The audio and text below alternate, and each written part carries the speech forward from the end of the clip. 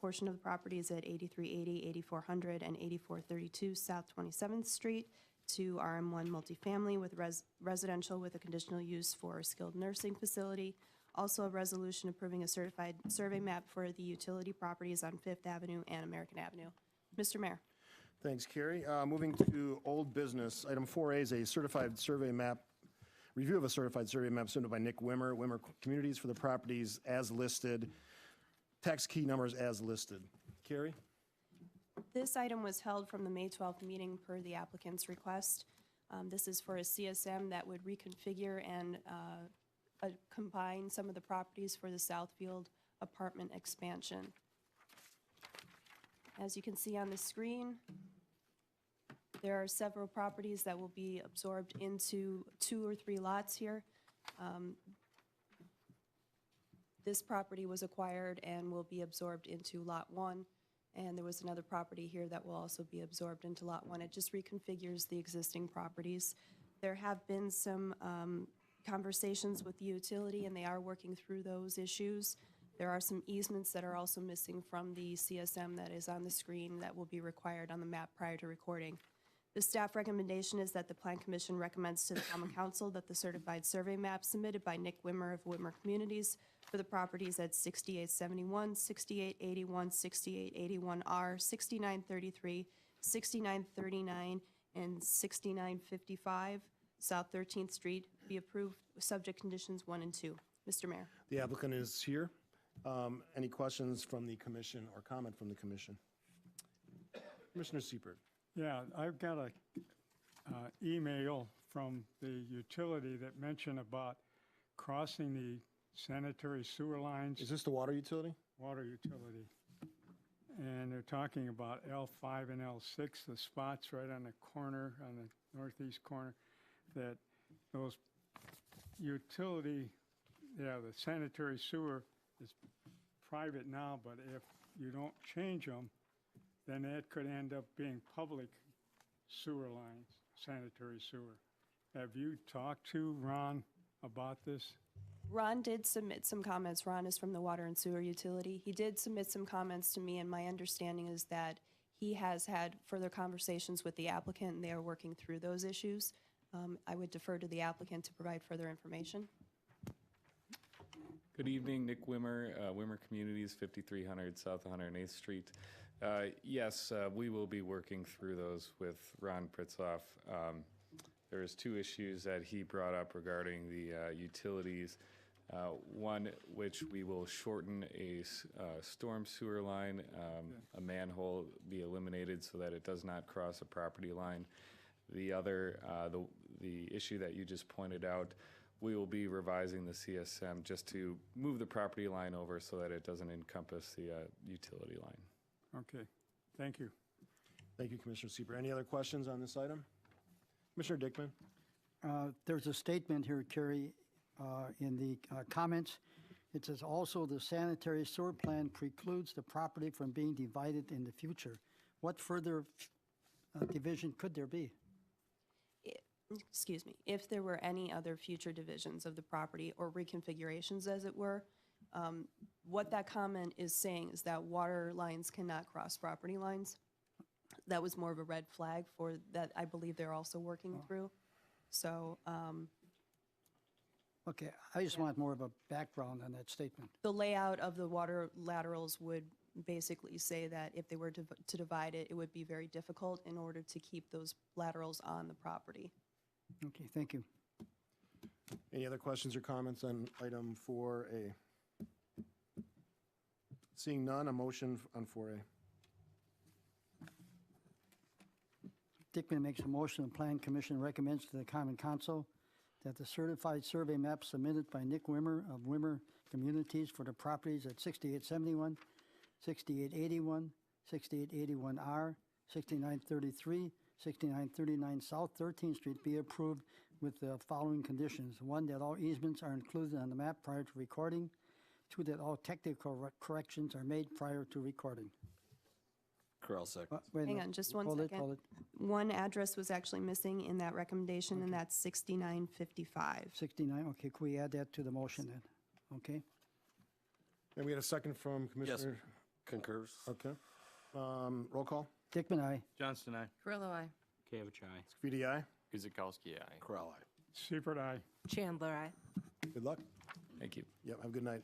Moving to new business, item 5A is a conditional use permit request submitted by Mike Arioldi Brothers for a conditional use permit for outdoor storage of vehicles and equipment on the property at 7350 South 10th Street, tax key number as listed. Carrie.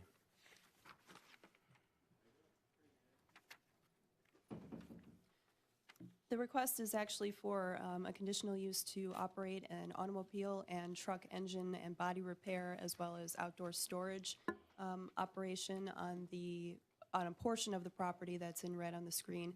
It would actually be in the 5,000 square foot building that is an outbuilding to the existing property. This is an aerial showing the precise location of where the proposed operation will be. Again, that is the 5,000 square foot existing building and the surrounding parking area. The proposed plan shows that there is an existing stone area with cement trailer pad. That's the proposed location for where the trailers would be stored. They propose to have 6 employees and operate 24/7. You'll notice that there are areas on here that are highlighted as stone areas. So there's stone here and here. Parking is provided for employees on both sides of the building. That's on concrete. However, the gravel areas where they propose to park the trailers. Section 170403 sub F1 requires all off-street parking lots to be paved. Staff recommends that the storage of vehicles and equipment be confined to the paved or concrete area of the site. Should the applicant seek to utilize the gravel areas of the parcel for additional storage of vehicles or equipment, they would need to pave them in accordance with municipal code requirements.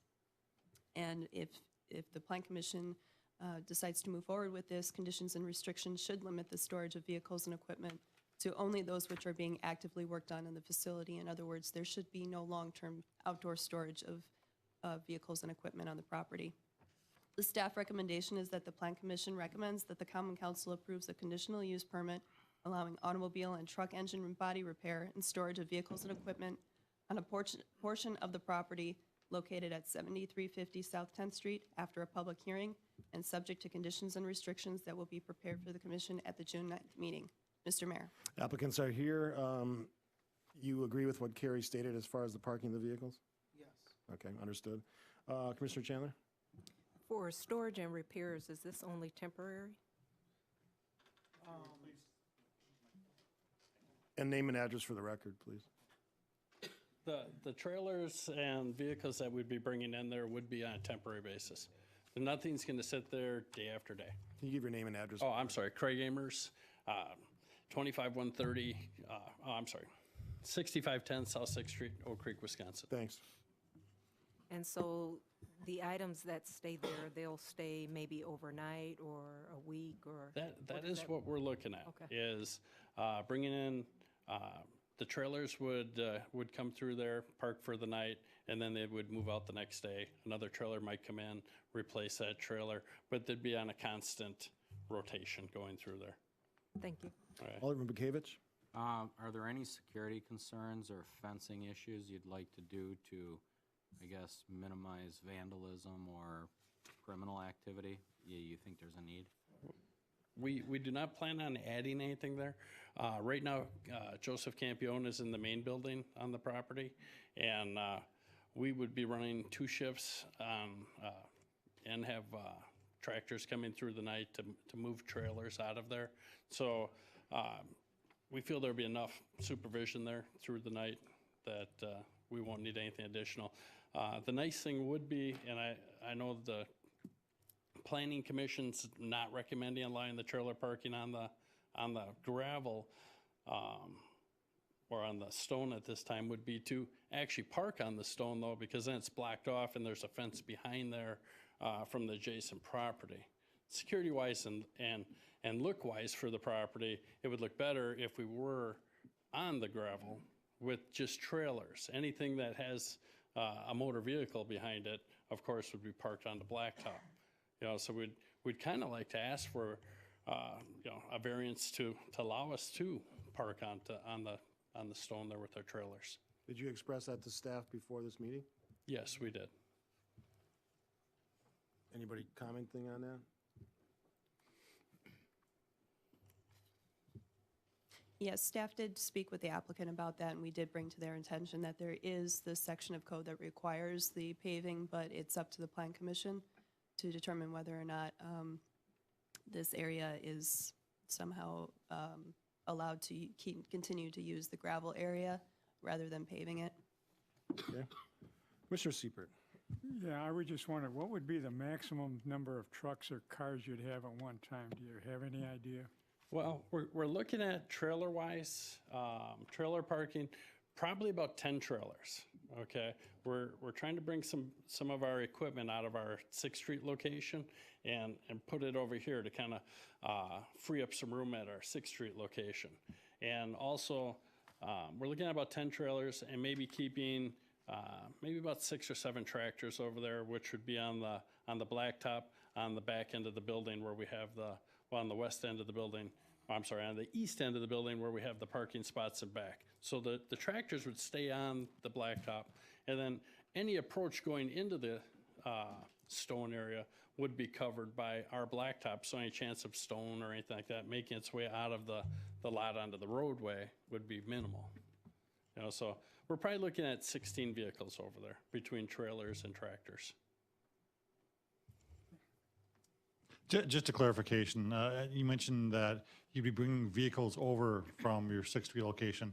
By that, you meant new customers that would be having repairs done on their vehicles and equipment. They wouldn't be bringing equipment to store on that site. Is that correct? Right. We would be bringing our equipment over to that location for repair, and then our plan there is for that equipment to then be sold, not from that location, but it would come through there. Usually what it would be is older equipment of ours that'll come in there, get repaired, and then move on to where we sell it. Okay, thank you. Alderman Bekavich. From a fire perspective, do parking those trailers there restrict access to Campione's building? Not at all. Campione's building is, With all due respect. Oh, I'm sorry. from the fire department. Now we know your opinion on it. But thanks, no, I appreciate no. that. They're kind of the experts when it comes to oh, I hear you, sir.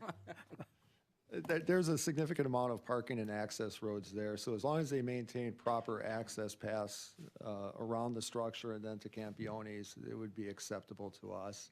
Currently, I think with the placement of those semis, you're still probably looking at about 40, 50 feet of access road, which is acceptable. The fire department would like to note, though, that any facility utilized as a repair garage would be subject to fire codes. So the owner or leasee would need to meet with the fire department to discuss any upgrades to the building. Applicant understands that? Yes. Okay. Anything else? No, thank you. Commissioner Dickman? The drawing which you have up on the board there, it shows the trailers parked. Are those shown parked on the gravel? Is that the area? The proposed parking area for the trailers is actually down here. So what you should be looking at is this area down here. This is existing for what they refer to as Campione's. Okay, okay. That clears it up. Thank you. Other questions? Commissioner Correll? In that industrial park area, how consistent have we been on the gravel restriction?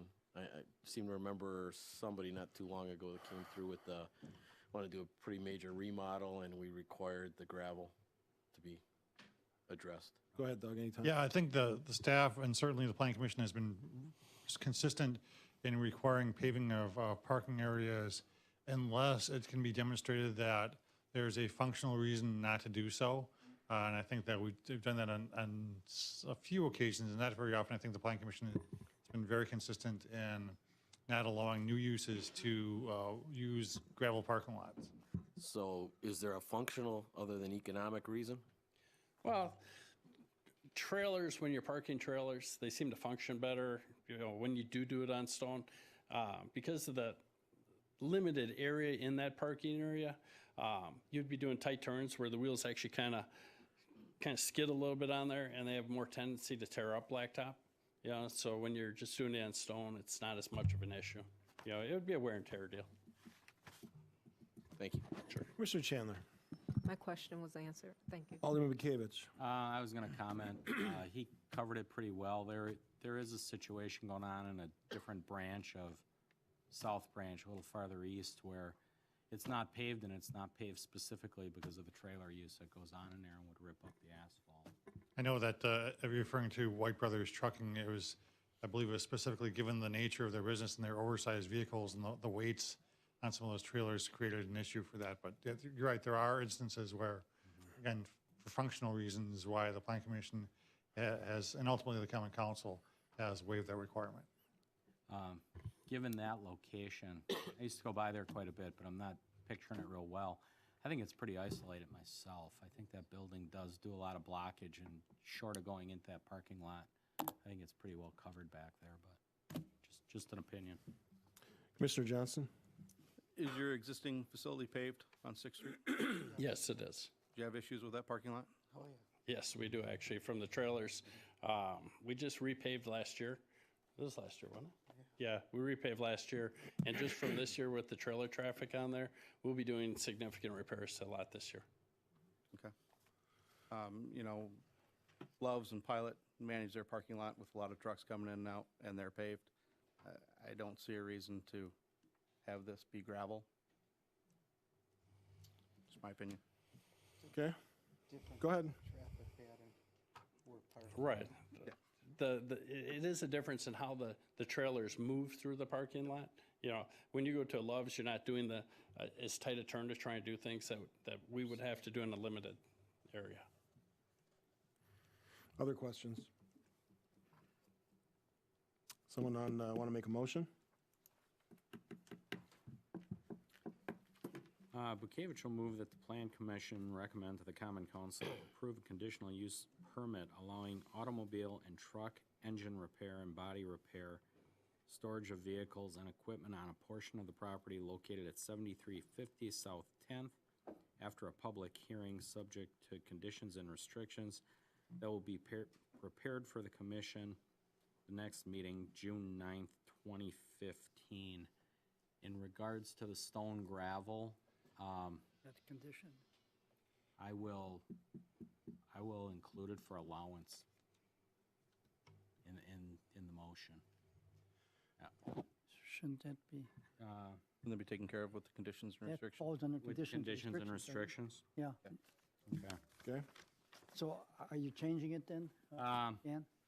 Yeah, I'm gonna try to get it for the guys, see what happens. Okay, but you're saying under the conditions and restrictions? Under the conditions and Okay, restrictions. okay. So that would be a recommendation for staff to include it in the proposed conditions and restrictions. To allow gravel. Yeah. Allow gravel, right. Go ahead. I would actually defer that to the next meeting where we could vote on those without, right now you're just moving to kind of take us to the next level. So I would agree with Doug. certainly up to you, but I would prefer that it be, the motion be as clean as possible. So, yeah. Okay. We'll go back to the original motion, and we'll bring it up at the next one. All right, do we have a second? Corral second. Corral seconds, roll call. Dickman, aye. Johnston, aye. Carrillo, aye. Bukavich, aye. Scafidi, aye. Kuzikowski. Corral, aye. Shepherd, aye. Chandler, aye. We'll see you at the next meeting. All right, thanks. Yeah. Okay, moving to 4B, it's a review of a preliminary plat submitted by Timothy Wall and Oak Creek Land Investment LLC for the proposed Willowstone subdivision located on portions of the property at 3110, 3260, and 3300 East Elm Road. Tax key numbers as listed. Carrie. This is a request for a preliminary plat. The rezone was reviewed and recommended for council approval on November 25th, 2014. Council approved the request on January 6, 2015. On the screen before you is the proposed preliminary plat. It's showing a 13-lot building lot subdivision with 2 outlots for Phase 1. Outlot 1 will include wetlands and stormwater management infrastructure, and Outlot 2 has been reserved for future internal road connections. So when I say Outlots 1 and 2, Outlot 1 is right here. Outlot 2 is for road reservation. There is also a stormwater management easement area over here. All proposed lots are in compliance with district requirements. The proposed subdivision is consistent with the comprehensive plan, which calls for single-family residential lots in this area. Engineering staff have worked closely with the applicant on the proposed grading and stormwater plan, which is consistent with the approved stormwater plan for Oakwood Lake Estates. There is also proposed stormwater management basement on the south, which is down here, which has been designed to redirect and capture some of the stormwater from the northern limits of the proposed subdivision. There is one error, North Chester Drive, which is located here as well as down here. This section of North Chester Drive should actually be west, or east, rather, sorry. Comments from the Water and Sewer Utility and also Milwaukee County were received. They will be incorporated into the final subdivision plat should this move forward. Based on the submitted plans, compliance with Chapter 14 of the Municipal Code for preliminary plats, the RS2 zoning code, compliance with local grading and stormwater management requirements, and consistency with both the comprehensive plan and the approved Oakwood Lake Estates stormwater management plan, staff recommends approval of the preliminary plat. Mr. Mayor. Commissioner Johnson, do you think the stormwater design, as designed, satisfies the needs of these 13 lots? Yes, we've been working very closely with them, and just to give you a little background here, there's 2 ponds that they're proposing. There's a pond that is over here, and there's another pond that'll be over here. What they're looking at doing is basically taking this half of this drainage and taking it down to this pond, and then this half over here will be coming over to the pond over here on this side. This is, basically splitting the acreage that did go into Oakwood Lakes in half, and it's going to pick up. There's been a prolonged drainage issue back along the side here, along this existing property. Is going to add a catch basin back here, take care of that drainage, and get that to the pond coming down here. This will all discharge to the south to Elm Road. This pond that'll be up here will discharge into the existing storm sewer here, and will go to the Oakwood Lakes. Okay, thanks for that. I'll open it up for commission comments or questions. Commissioner Carrillo? I am sure we're going to hear many opinions shared this evening. If it's any indication on how many emails I've received this weekend. But I would like to thank our developer. He has worked with the subdivision, and his continued work with our neighborhood is very much appreciated. I am confident a solution to the connection of Ricky Drive will be found, but due to the location of my property to this addition, I will recuse myself from voting this evening. All right. That probably means you have to recuse yourself from discussion as well. Thanks for your comments. Commissioner Chandler? Can you provide more information about Lot 4, why it doesn't meet the requirement? Yes, that was actually from a previous version of the plan. The plan that has been submitted is actually, that lot now complies with the requirements. Okay, thank you. Other questions from the commission? Alderman Bekavich. I guess Brian will probably be the best guy to answer this. On that farthest east holding pond, that'll hold, and then eventually it'll go to the pond in Oakwood Estates, and then ultimately out. Correct. So I take it flow per foot, or however you guys do that, you've taken that all into account? And it So as does. not to flood existing homeowners on that pond or lake or whatever. It's Correct. And just like the Oakwood Lake does, it accounts for the floodwater, tailwaters being in there too, because the water actually flows back into the lake. Same thing with this, it'll flow back into that pond. That's all taken into that sizing. Okay.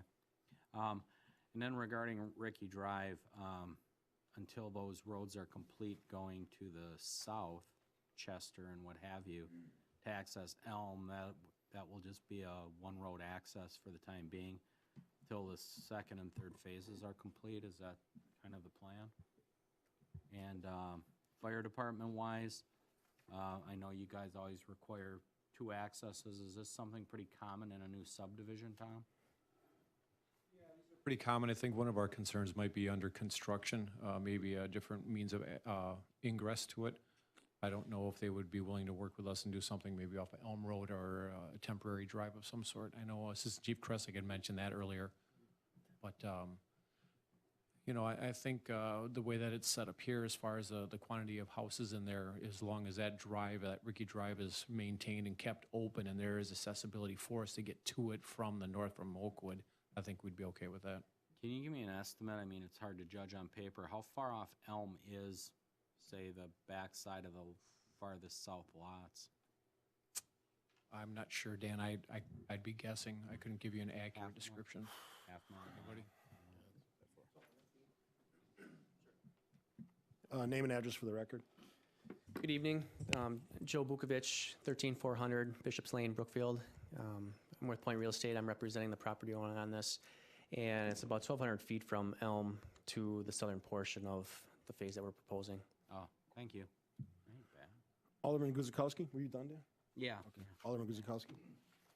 All right, going back to when this was approved the last time around, someone summed it up. I'm not sure who it was, but it was kind of like the road to nowhere. So where are we going from here as far as the next phase of the subdivision? Do you expect that to be within a year? I'm hard pressed to see this through with that being the only road access to this portion of the subdivision for 2 years, let alone 5 years. So if there's a timeline in there that you could say, this is a short-lived thing here, a short window, I could maybe digest it a little bit. But my concern with that Ricky Drive access is still a hanging point for me, and I made that known when we talked about it last. Sure. The after the public hearing, we went back and we thought a lot about it, and are there different ways to develop the property coming from the east, the south, wherever. And the water is about 1,500 feet to the east of the property, and the sewer is fairly deep. It's over 20 feet. So the cost to develop the easterly side, which will be the next phase of the development, raises the cost of the lots.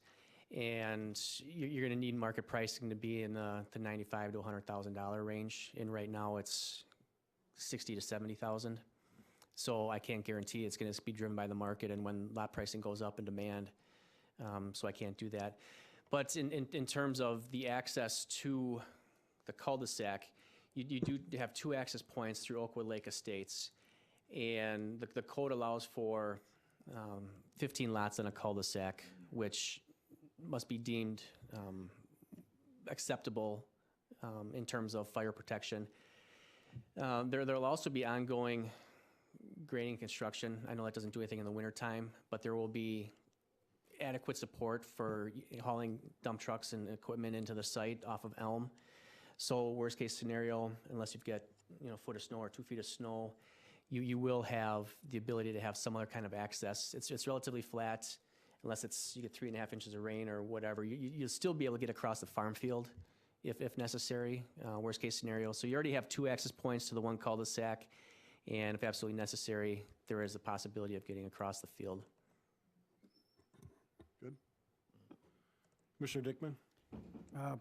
Brian, before when you were showing out that one stormwater management, when you circled it, I think you circled the wetlands, and I don't want anybody here to think that the wetlands is where the water's going to be, excess water's going. There you go, okay. Okay. Yep. Good point there. Anything else? No. Commissioner Crowe? And I think Fire agreed to this already, but the cul-de-sac meets our requirements. We do have others to that length, up to 15 in the city currently, correct? Yes.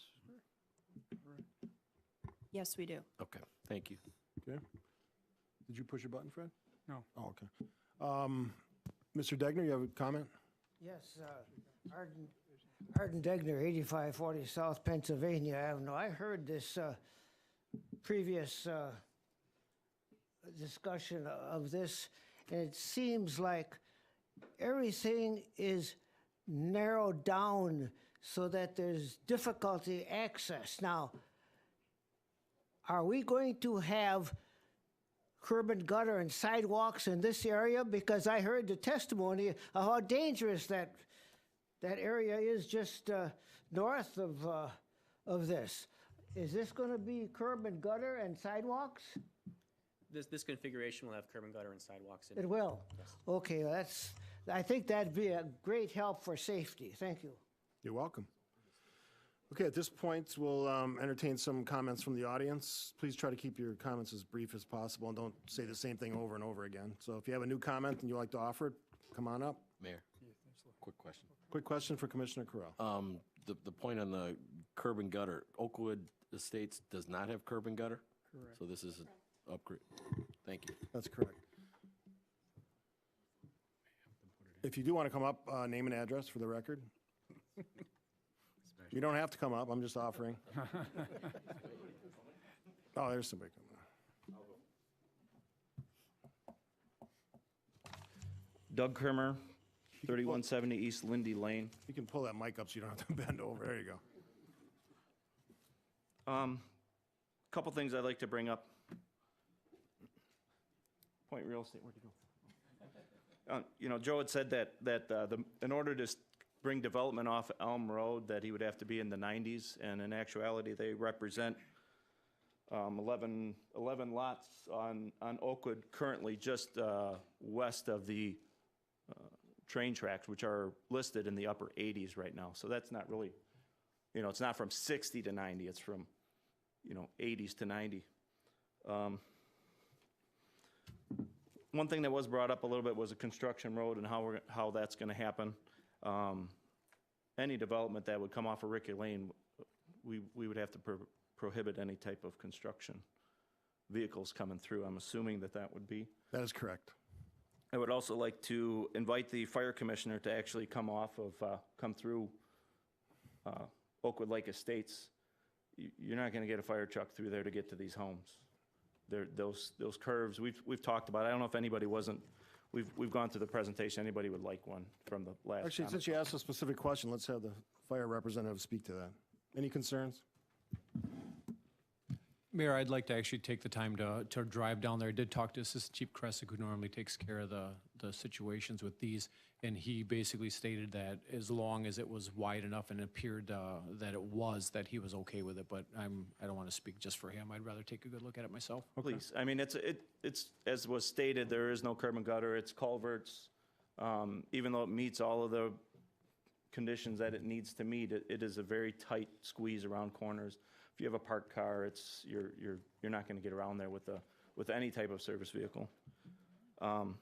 Safety has been one of our main concerns as to why we've not wanted any connection with the development to the south, that we wanted them to be an autonomous development. We have over 100 juveniles in our neighborhood, and we have significant safety issues. I don't want to go through that because I've gone through that enough times, but there are no sidewalks, there are no street lights, and this proposal is going to be 16% increase in traffic. Looking at the project macroscopically, I believe this developer is cherry picking the best part of this property and going to cash in on it with no real assurances that they're going to follow through with that. At our meeting, he stated that it could take 15 years for them to open it up. So any type of moving forward with this plan would be nice if we would have some type of sunset requirement with which that something would have to be done to protect us. It seems like we're putting out a lot of fuzzy outside some days. The water level, just want to, for the record, state that it is 1 foot higher than all of the calculations at this current time that Mr. Johnson says. It does function properly, but it is at a steady state 1 foot, which is about 2.7 million gallons higher than what it was designed for. Along the way, this is the second proposal that point has come to. One was a cul-de-sac, and now we have a gate. And there's lots of discussions that, Dawn kind of, about which one is the way to go. The one thing that I would like to address, however, is that we've been told that there's not a viable solution to come off of Elm. And really, the road coming off of Elm, if you came off the east, would be the same length of the road. So really, as Joe stated, the discrepancy is bringing the utilities down Elm. I didn't think it was 1,500 feet, Joe. I thought it was more like 500, but. No, it's closer to 1,000. Okay, so we'll average it between 15 and 500. We're at 1,000. Along the way, that gives the developer 2 more lots, because they can go 15 off of Elm Road that they can't come off of with Ricky Lane. It gives the city 2 more lots to collect taxes on over all these years. And it also goes across several other properties that would be able to be assessed to share some of that cost.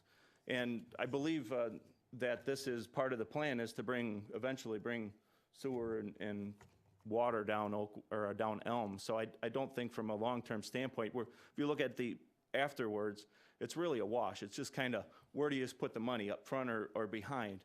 And they're going to try and siphon off the best off the top right in the beginning, and then at the end, it's going to even make it harder for them to justify going down Elm with the utilities. So I do have a proposal that Point was unwilling to talk about. But if we could come up with some solution where there's shared costs between Point and the city or something to start bringing that utilities down, I don't know what is the plan for Elm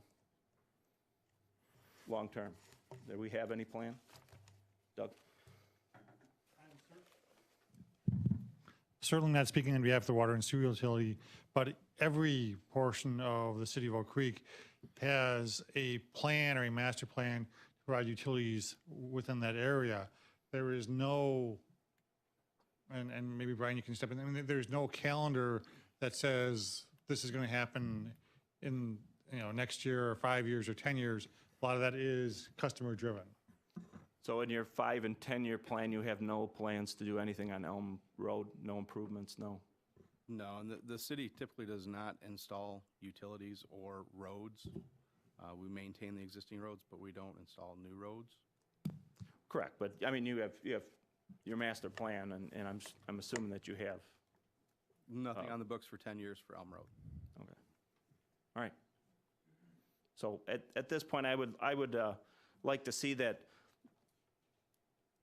more investigation goes on starting the development off of Elm Road to the east there, where 15 lots could be circled, and try to come up with some amicable solution with which to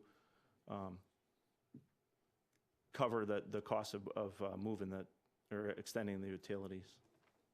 Thanks for your comments.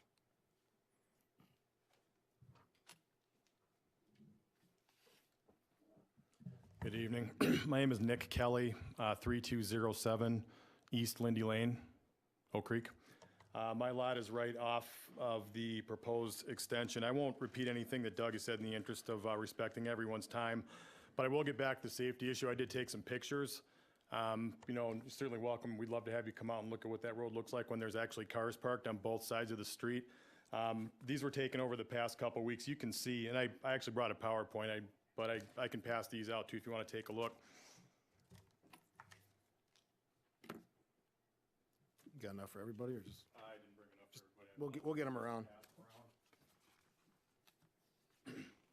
But you can see this is a cart coming down South George Drive, just a regular Saturday afternoon, looking towards East Lindy Lane. If we look on the other side here, this would be coming in on John Aaron, going down James, then down Justin to where the connection would be on Ricky.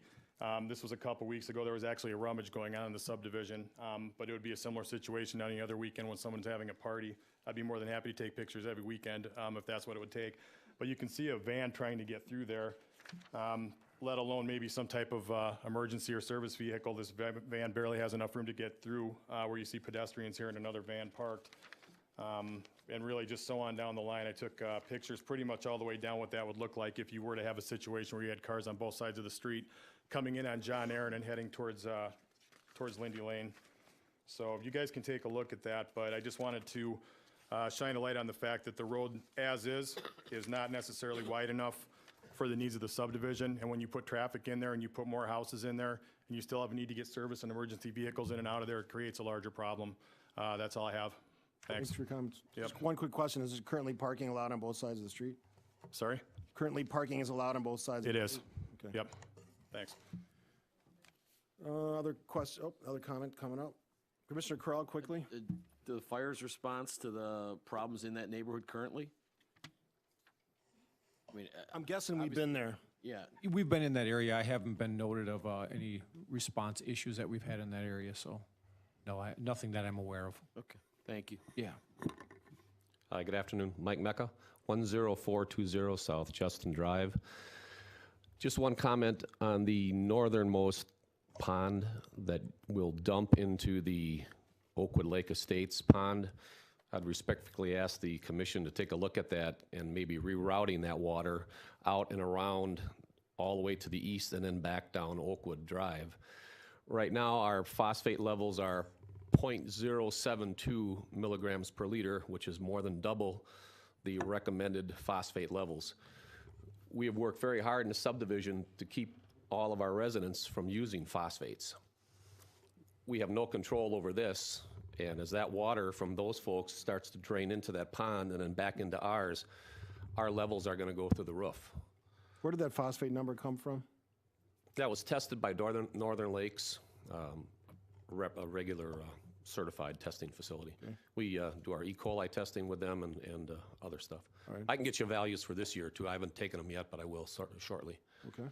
And at any rate, that's that's where the problem is going to lie. We have no control over those folks, and when they start putting tons of phosphate on their lawns and it drains into that pond and then into ours, it's going to cause us a major concern. Thanks. Thank you.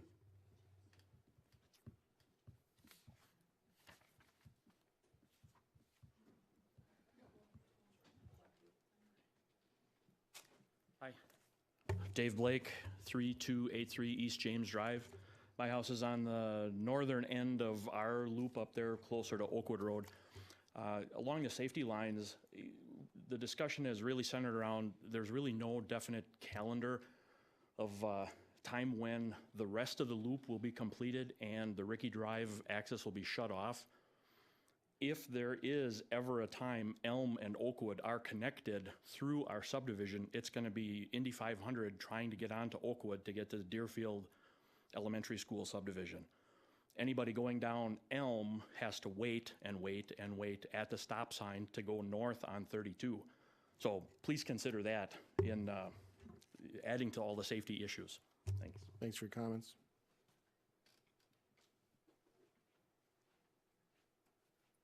I'm Valerie Kay, 3200 East Lindy Lane.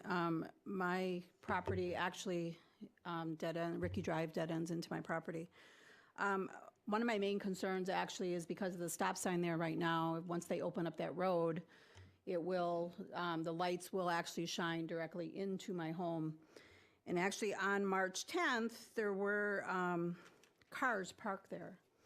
And I was able to take pictures, and it basically lights up my living room and lights up my, my bedroom in the front of my house. So with that road open, you're talking about constantly, every day, light shining into my house, which actually does cause me great concern.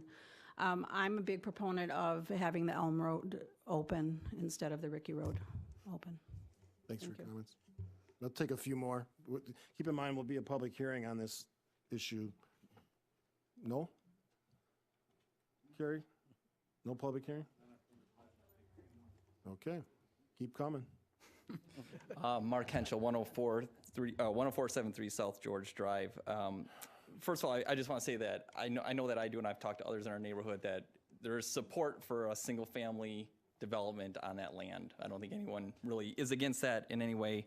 But as has been discussed here before, obviously water and sewer can be taken from Ricky, but it doesn't seem unreasonable to have the developer bring a road off of Elm, since they have to use that for construction traffic, and eventually that's going to be probably a main entrance into this development for them to come and do that instead. And there's a gravel road there they're already talking about using. It seems like there's already an access point.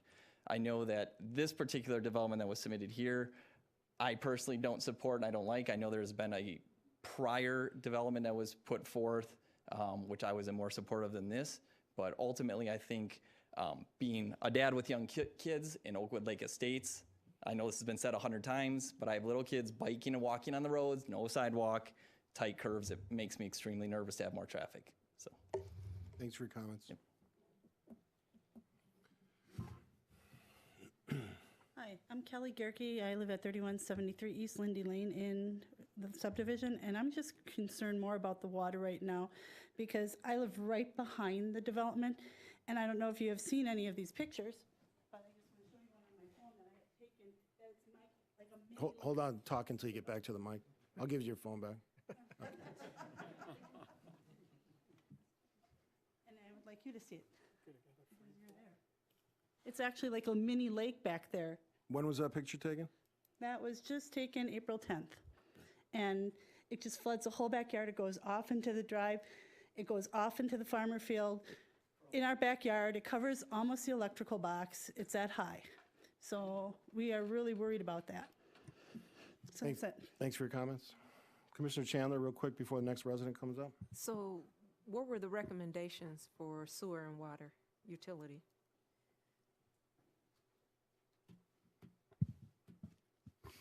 I'm not sure I understand your question. In our pamphlet, it identifies that water and sewer utility in Milwaukee County, their comments were received and they'll be incorporated. What were those comments? I don't think Does there was that anything- address any of the things coming up today? I think the water and sewer is probably not going to address what you're asking. I think what you're really asking more is for the stormwater. Stormwater. Now, the utility comments are probably pretty limited to, move this here or change this here. The county comments are more along the lines of looking at distances, bearings, making sure that the plat is actually having the correct information on it. Okay, so those comments I don't believe would be pertinent to this conversation. Okay, thank you. Commissioner Johnson, in your opinion, the stormwater plan will help the situation the resident just referred to? I'm not sure which house she was, but that is the intent of the stormwater plan, is to help the situation that's out there. All right, Commissioner Correll, real quick, and then I'll get to... That was my question. Okay. Oh, great minds. Commissioner Correll. Oh, sorry, resident. Come on up. Matthew Hall, 3249 East Lindy Lane. People have talked about, and will probably continue to talk about a little bit more about the water issues and the safety issues with the traffic. I want to touch on why we're talking about connecting Ricky in the first place, which in my opinion is financial. The developer has said that they have to connect to Ricky in order to make this a viable project. The whole project, not just the 13 lots coming off of Ricky, but the whole project is in the neighborhood of 104 lots, right?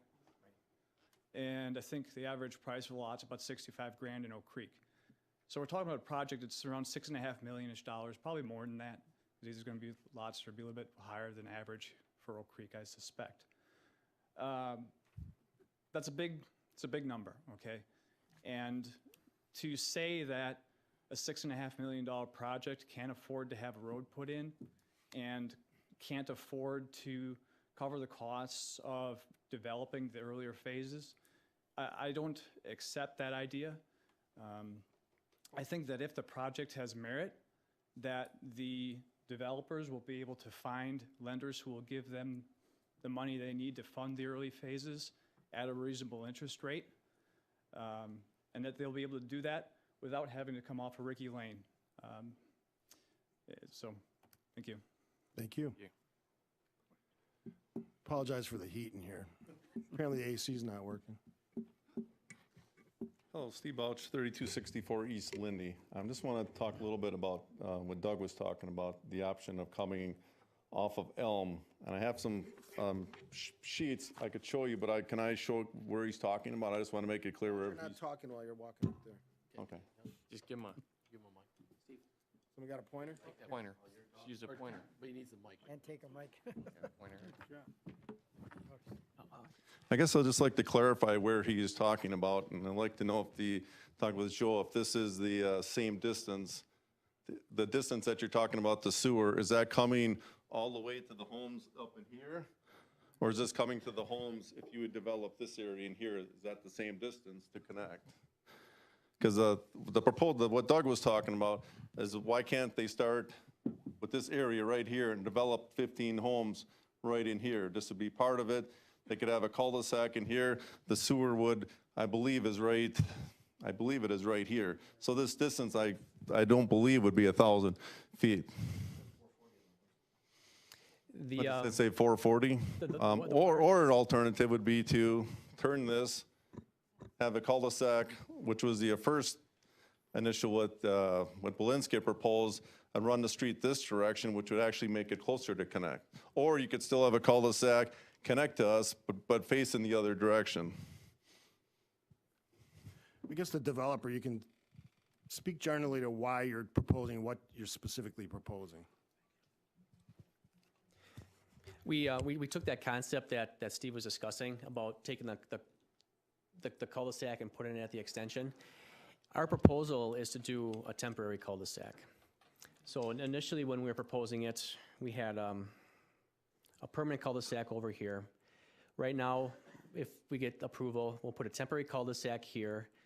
When this develops, we'll gate this off, and there will be a temporary turnaround up here, which is virtually the same scenario, just offset by an amount of time which we can't predict. I mean, ultimately, the Plan Commission is here to review the proposal that this developer's put forth. We can speculate on how we could lay it out differently or how we could make other decisions, but we're here to talk about what they're proposing specifically. That's what's in front of us.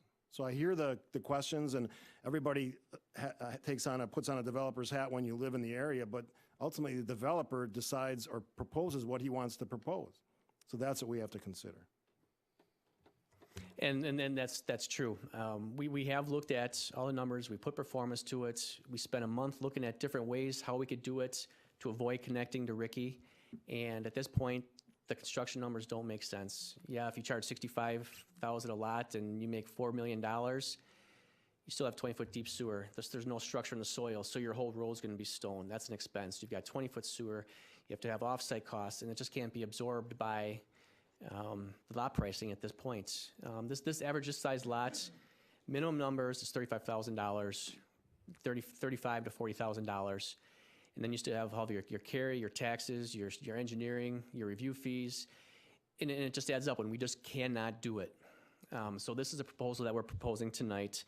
In terms of putting a construction road, if you're gonna put a construction road in, those aren't built to the same standards as your public roads. You're not getting it to the right grade. You have to put the sewer and the water in first, so there's not a simple solution to putting in a construction road. You're building the whole road if you're gonna build any kind of construction road. In terms of safety, a lot of the communities that we work in require interconnectivity, specifically for fire. If there is such a concern about fire and getting fire trucks in, this house here is no different than that house there. The city should welcome the ability at some point during your doing good planning to be able to come up through here and have an emergency access through that point there. So there'll be good planning on your part to protect the residents on this side if there's a block party going on over here and something else happening over here. 15 years to finish. One of the comments was that they asked me how long it was going to take to develop the east side. 1 year, 5 year, 15 years? I don't know. That was taken out of context. It could be 15 years. I have no idea what the market's going to do. Phosphates, when we met with the homeowners earlier this month, that was one concern that they had, was having the runoff from our proposed lots going into their pond. And I thought that was very reasonable, and we agreed to deed restrict those lots to using the same requirements, same fertilizer, same requirements that drains into their pond. So we would be willing to do that. Ricky Dead End. The water scenario, I think it's been talked about. And just to clarify, it's right here, there's a low point that can't get out to the ditch. It's 1.5 feet higher getting to the ditch. So it's a dead low point. The water can't get out. There's a 4-inch drain that was a Band-Aid that was put there, and a 4-inch drain can't handle it, gets plugged up, it's froze, freeze thaw, whatever. What we're proposing to do is put in a storm sewer, I don't remember if it's 12 or 15-inch, set lower than the lowest point that we surveyed here, direct that water down, bring it over, and bring it down into this pond right here. In that, we're going to build up that area. The water from our pond will go through that storm sewer, head to the south, and that problem should all be eliminated. And what we tried to do after the council meeting approving the rezoning was we looked at the PowerPoint presentation, the resolutions, how do we achieve some kind of consensus on this plan. We did that by flipping the cul-de-sac around. We took half the drainage away. Those are the two main things. We prepared a concept plan, which they were asking for, showing how the rest of the site is developed. We've worked with the neighbors on the phosphate issue. At the community meeting, they asked if we want to join their homeowners association. That's a very, and turn it into a permanent cul-de-sac. That's a very involved process that isn't done overnight. So I just want to state publicly that we would be willing to continue to work with the homeowners if that's what their consensus is. But we need to move the project forward. There's a significant amount of fill that has to go in here to get the drainage to go the proper direction.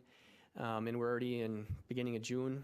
And by the time you get through, it's going to be August. And we need to fill the site in order to do utilities, get it paved. The way it's shaping up, I would see doing the grading this year, utilities over winter paving next year is kind of how the timing would work out. And for the gate issue, we'd also be willing, the owner would be willing to restrict the land for future development. Once that side, the east side is developed and the binder course is down, that gate be put up. They'd be willing to go that far as to restrict it, so it's in writing, it's recorded. Okay. So that's my final 2 cents. Thank you.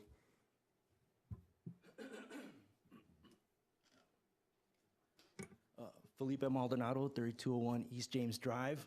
I really don't think it's necessary. It's really upsetting me that I have to compromise my kid's safety so his company can make a profit, okay? Just to give you a little background, I know everybody's talking about kids. Our streets are our sidewalks. They drop off. The shoulder's maybe a foot, and it goes off.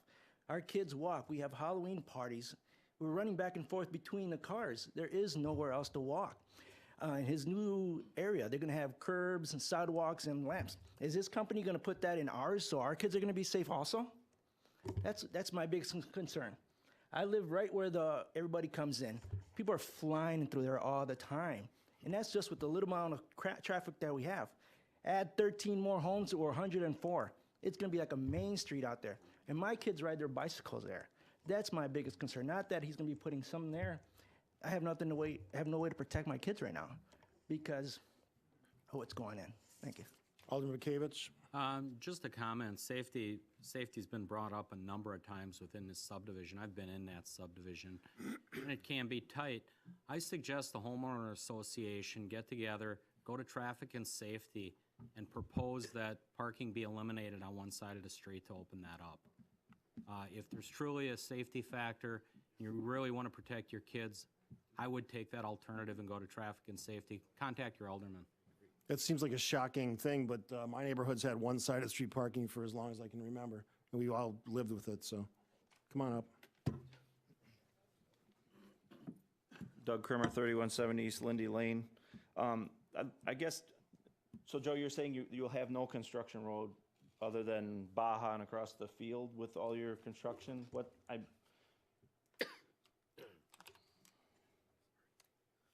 Bahaing is a very glamorous term.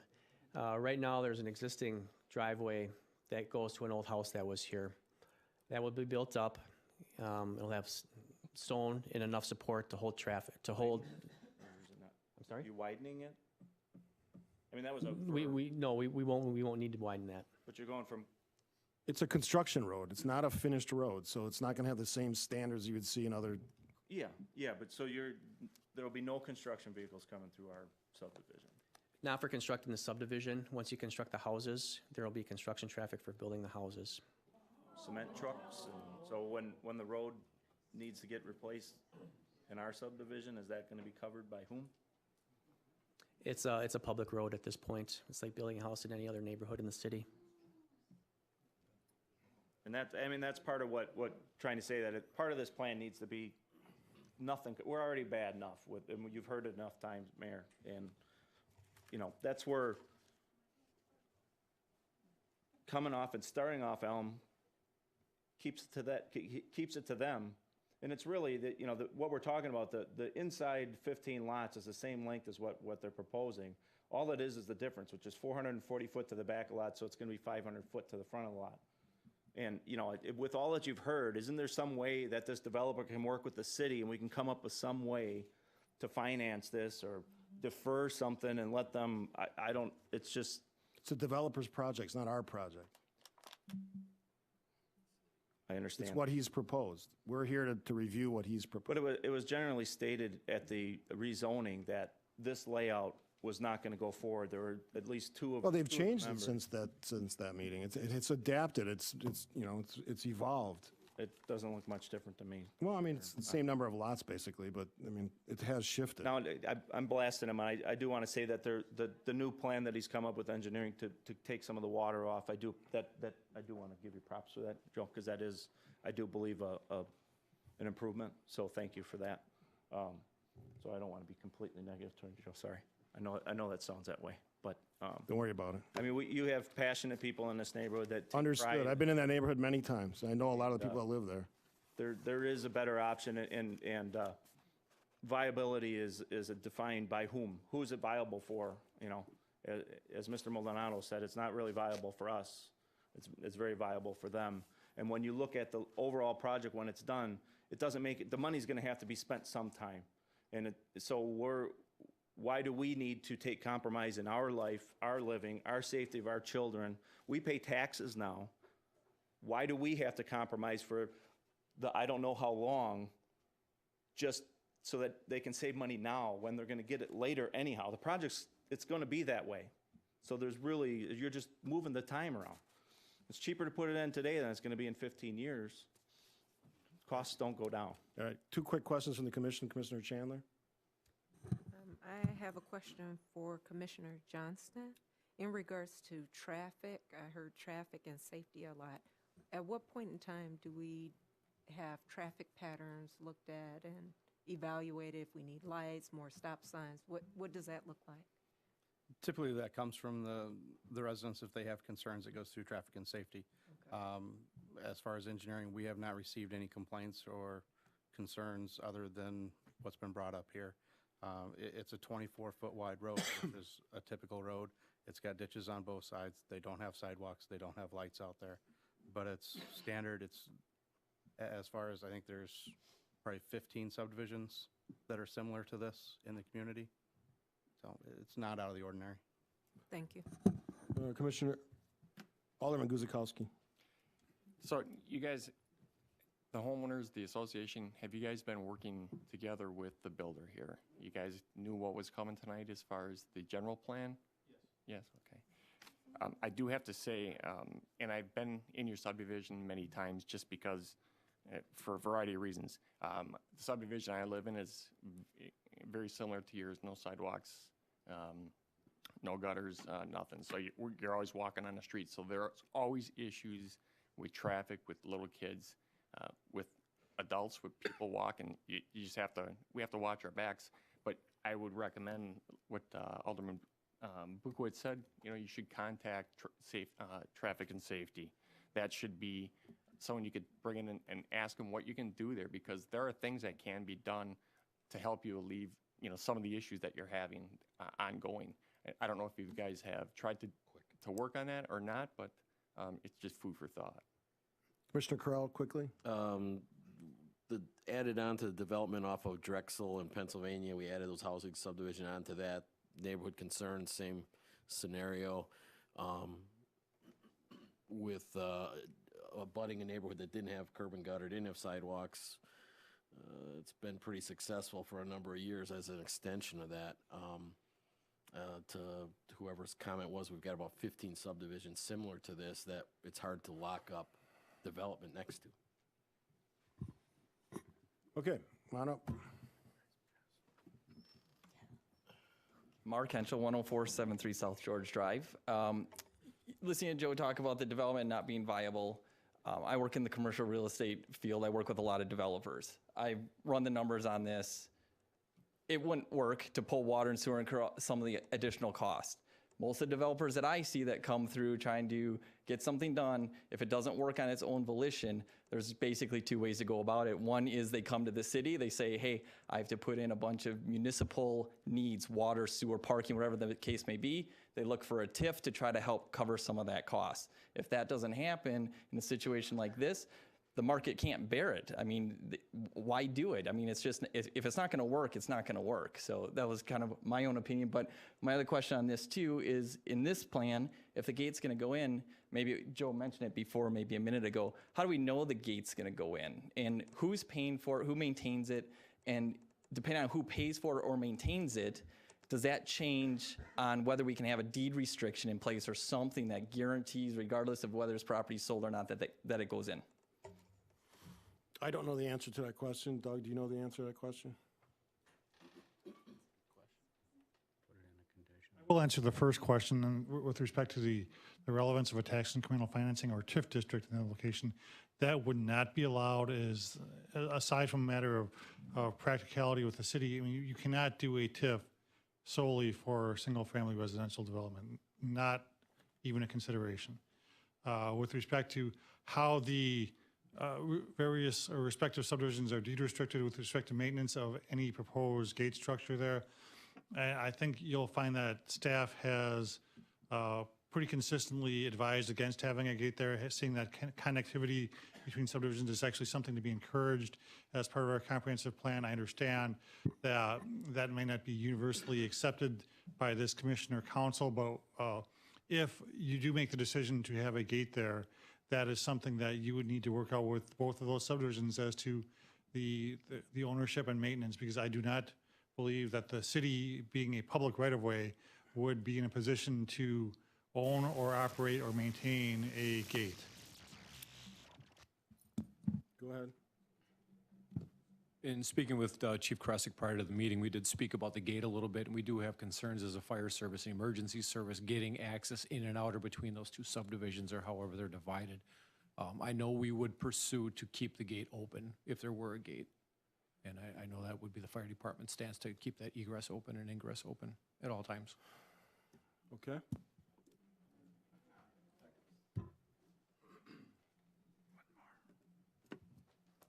Hi, Dave Blake again, 3283 East James Drive. That's a great comment. If you're gonna have a gate that's always open, why have a gate?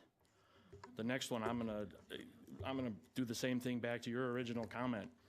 If the city of Oak Creek has already made up their mind to put this in, why are we still having all these meetings? This is the third time we've come here. There's a process you have to go through. And I haven't made up my mind, and I don't know, I'm not going to speak for everyone else here, but it's a process you have to go through. The comment was made that this zoning has already been done. This Zoning is plan done, before yes. the commission. I mean, if we can't kill it because of all these reasons, why are we doing this? Well, we discuss everything, whether it's popular or not popular. That's the point of having a government, local government. So we're having a conversation. That's what we're doing today. We should have brought the mic to you. Oh, no, that's all right. I'll make it. Russ Miller, 3231 East Lindy Lane. My comment is about the gate. With 104 houses potentially going onto this property that nobody is discussing, we do have a unique situation in our subdivision with that lake. And now we're going to potentially have 104 homes going there that are going to have walking access with kids, with bicycles, and then we're putting an unfair burden on our association to police this lake and keep people off of it. We pay the insurance on it, they don't. We pay the chemicals to go into this lake, and nobody's addressing that issue here. This whole gate, it might keep out the cars eventually, but it isn't going to keep out pedestrians. Thank you. Thanks for your comments. Last call.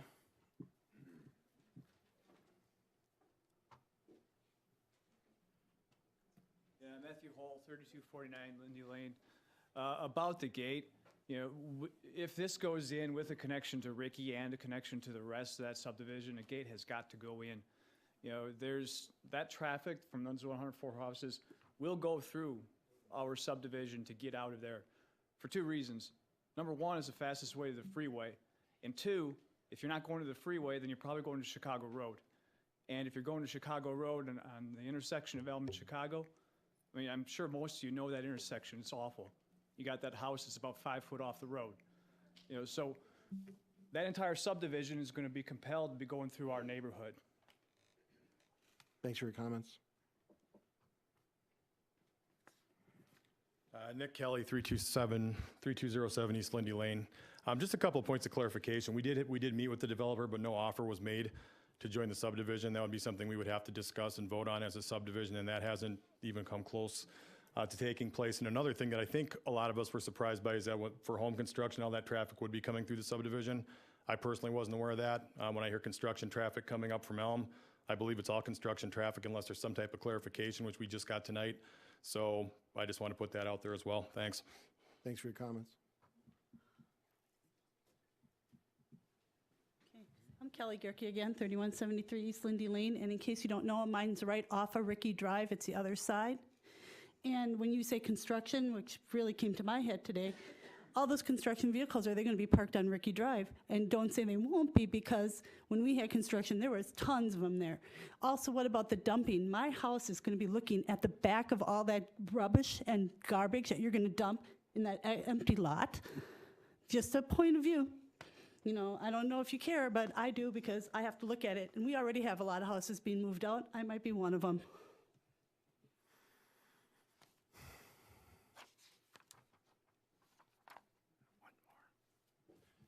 Steve will give you the last word.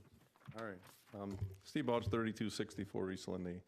I guess the point I'd like to make is with their plan, we did show a valuable a different option how to start building this subdivision, coming off of Elm without the connection. We've heard many things. We've talked about this in front of many times.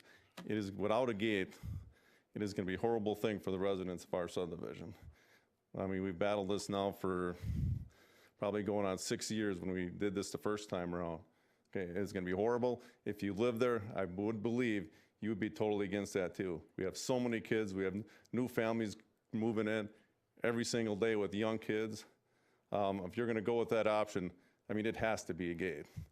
And I'm not sure if the question was answered, if there could be a restriction put on that at some time, if they would sell, that it would still have to be a gate. So when they did start the next phase, that gate would still have to go in. I'm not sure if that was answered or if it wasn't, but if you're going to go with that option, please, for our kids and the people who live there, for safety, it has to be a gate. Thanks. Thanks. Commissioner Carrillo, you push your button. Yeah, can I just ask one question of the developer? And not to sway any, just as a clarification. When you came before us the last time, we had the cul-de-sac being a dead end, meaning that they would be attached to us and that the street would be, a dead end. I have a board if you want to see it. Okay, well, the question is, are you still open to the fact or to the idea that we could, as an association, decide whether we like this with the gate or the permanent cul-de-sac, if we do it in a timely manner? Yes, and let me explain. Tonight we're here to get a preliminary plat approved. I kind of discussed about filling, and you need a approved preliminary plat to fill. I would be willing to go back, and if it's a consensus of Oakwood Lake Estates for a permanent cul-de-sac, we would come back through the process to get that approved. That allows us, the changes between this plan and a permanent cul-de-sac, from the grading that we're doing and the timing that we'd be doing it, we'd have the ability to switch gears, and it's not significant amount of change, in my opinion. Carrie? The process is also very limited in terms of what we can do per statute. So we have 90 days to act on this preliminary plat. If it changes, that might actually start the clock all over. We would have to review that as a different preliminary plat. So just keep that in mind when you're talking about the process here. By statute, this preliminary plat or a new one has to be ruled on within 90 days from the date of submittal. And that's what I would request, is that this plat be acted upon tonight. And if we do decide, if there's consensus for a permanent cul-de-sac, we would make a new application for a new preliminary plat for approval, for clarification. All right, I'll give you the last word. Arden? Oh, sorry. Mary Jo Whitman, 3140 East Lindy Lane. I'm happy that the idea of a closed cul-de-sac came up, because although coming in from Elm would be the ideal for us, and that we understand there's compromise involved.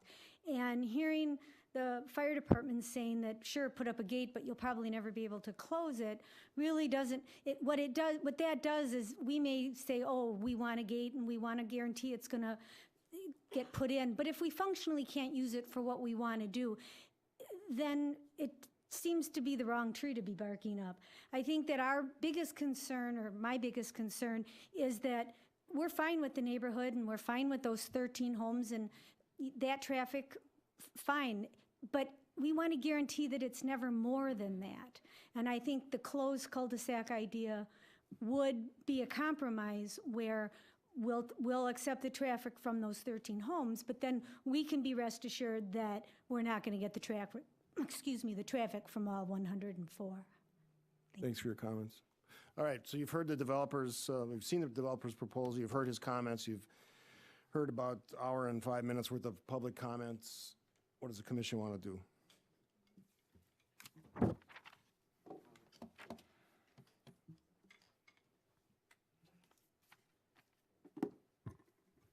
Alderman Bekavich. Well, I guess I'll speak to it while everybody's kind of getting their thoughts together. Again, subdivisions have to begin somewhere. The developers took into account how they could best market this and make it feasible for their company and hopefully have the least amount of impact to the surrounding area, meaning the adjacent subdivision. Unfortunately, when change happens, it's kind of painful, but this will help kind of jumpstart that entire area. I don't buy the fact that if it's fully developed, 104 houses worth of cars are going to all decide to go out through Ricky Lane and exit out to Oakwood. There's going to be, at that point in time, there will be accesses out to Elm, and people will take that. By the same thing, I understand where you don't want people coming through. There'd have to be assurances you people don't go through their things to get to Elm. So, I mean, the door swings both ways. It is a community, and it has to start somewhere. The phosphate, somebody touched on the phosphate, which, believe it or not, is kind of interesting to me because I served on the Root River watershed, and I wish all you people would have attended then. And phosphates are something to be considered, and some of the things that affect it is the amount of water and the movement of it and the transfer of it. And the longer it sits, the more the phosphates can build up. But you are right, fertilizers add to that. I think it's a good compromise that everybody's on the same page using the same things. But again, depending on when you measure those levels, that can greatly vary. I'd be more concerned about the stormwater thing. If I'm flooding, I guess I don't care what the phosphate levels are. I'm more concerned with what the water levels are, and I'd want to get the stormwater straight first before the phosphates. Sorry if I offended anybody that's a total tree hugger or Earth Day type of guy, but it's just kind of how I feel. I'm more concerned about getting wet than I am getting a little dirt on me or whatever comes with it. Again, it's tricky for him to financially go and try to develop this the other way and change it. It's tough.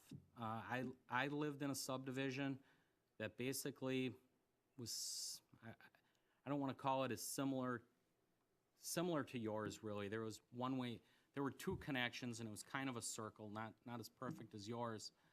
We did have the sidewalks and things like that, and they decided to add on with a cul-de-sac. And for lack of a better word, it wasn't planned out very well. It curved around, and when it came to put on the next section, we couldn't do it. All that land became financially worthless to develop. So it ended up falling into a conservancy, which would make you really happy, but it made us put in a permanent street and a bridge, which is going in on Weatherly now, and it is costing the taxpayers dearly because a lot of people were like, do not put this in my backyard. And I mean the after cost that's going in now, and don't get me wrong, I live in the area. It's a beautiful bridge, and we're getting sidewalks, we're getting all that stuff, but I thank all of you for helping me pay for it because it fell on every taxpayer, not just the subdivisions that were there. So again, this is a good sign of the economy. Bad news for your subdivision, but good that home ownership, that the developers are starting to come back, that they can start to sell the lots again. Lot prices, I don't know. That, you guys can speculate that all you want on what they can get for lot prices. Right now, from what I understand, it's pretty stagnant because they can't pull it off. And as Doug said, there's no TIF for single-family homes, there's no assistance there. It is an investment. He's betting that the market's gonna pick up and do it. I would bet $1 to a donut, he doesn't wanna wait 15 years to finish that thing out. He'd love to have that happen quickly, you know?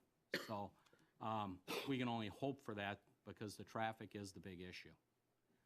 As far as the lights going in, I can totally sympathize with the lady that came up earlier.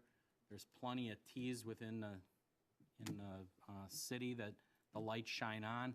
And I would bet if you live along Lindy or James or George in that circle, when somebody comes around, unless they have them headlights that follow the road, you're catching the lights too, so you all know what it's like, or just about regardless of where you live.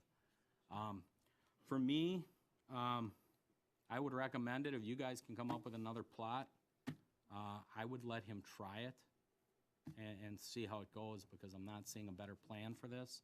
And yes, we did rezone this, and again, it wasn't gonna stay agricultural forever, and until the utilities can get up Elm in a timely fashion, and it's not always economical either, because you can, if I'm correct, Doug, you could have 1 or 2 people on Elm request sewer, and the water utility has to look into it, isn't that right, Fred? Right.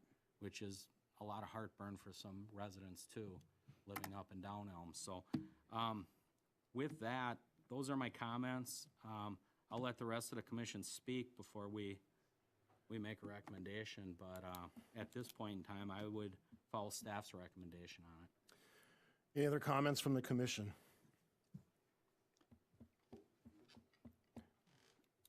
Commissioner Dickman. Okay, all we have in front of us tonight is the preliminary plat. We talked about maybe having traffic or a look at parking on one side of the street, but that's got nothing to do with this. We only have this in front of us now. And I know I can only deal with the facts, listen to to our neighbors here, and I kind of feel for where they're coming from. I think that until there'd be better ideas before us, I personally don't want to go with this the way it is. Done? Commissioner Siebert. Yeah, I heard the comment made that if you could seal these 13 lots off, maybe you could accept those lots into your development. And then when you develop the other part, it would be separate from those 13. It's possible to work with those 13 lots, and I don't think they'd create a major problem for your development. I mean, the Oakwood Estates, but that's the way I look at it. Those 13 lots could be brought into your association. You can take care of it and work together with them. And then when you develop the rest of that in the south, seal it, keep it on the south side. Just to speak to your point, Commissioner Dickman, I did allow a lot of leeway because there's so many people here, and it is an opportunity for them to speak to it, so I let it go off on several different tangents. And obviously, when you build a new neighborhood or part of a new neighborhood, it will affect things like traffic, so I wanted to at least hear their comments out. But I hear what you're saying. That's what we're here for, too. Absolutely. It's always about conversation. Whatever this commission decides, we wanted to have an honest conversation about the specifics of this proposal. And we allowed for some side discussion as well. All right, any other comments from the commission? If not, if someone wants to make a motion? All right, Purkevich will move that the Plan Commission recommend to the Common Council that the preliminary plat for the Willowstone subdivision submitted by Timothy Walden, Oak Creek Land Investment LLC for portions of property at 3110, 3260, 3300 East Elm Road be approved with the condition that all staff and utility comments are incorporated as required.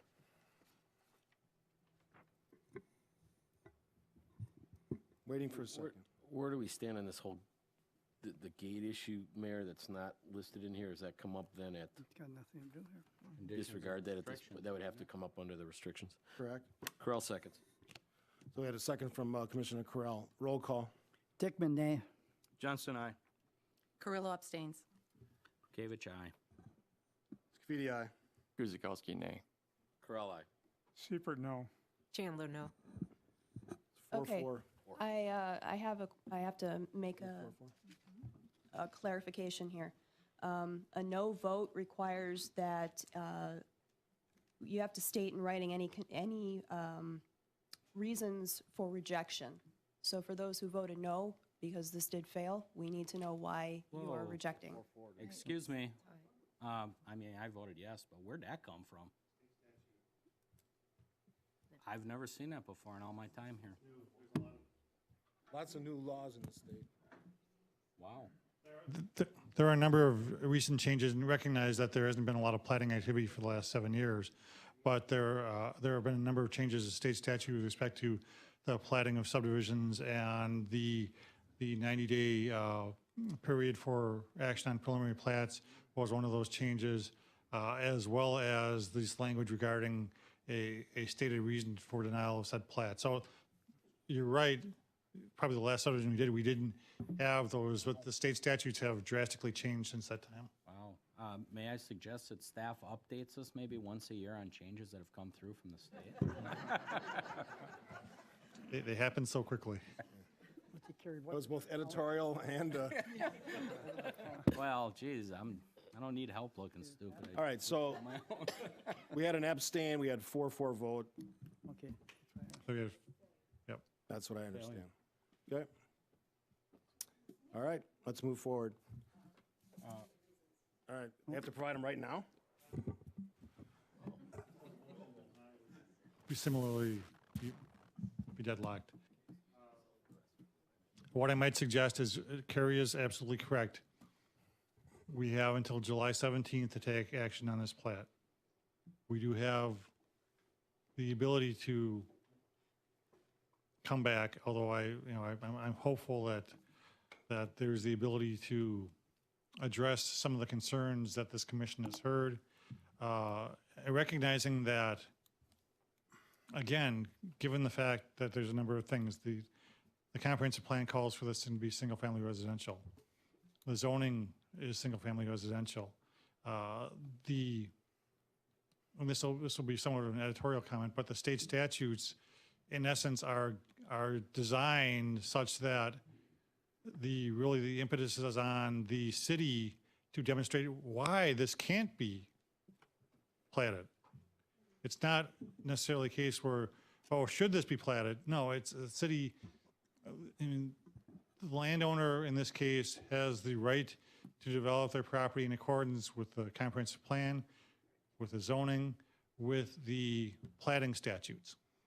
And it is incumbent, and certainly we can get you a full-blown legal opinion on this, but it's incumbent upon this city to demonstrate why, per state statute, you are not allowing a developer to develop in accordance with the rules of this community as well as the rules of the state. And that's not making any judgments as to the concerns or comments of the neighborhood, and I understand those.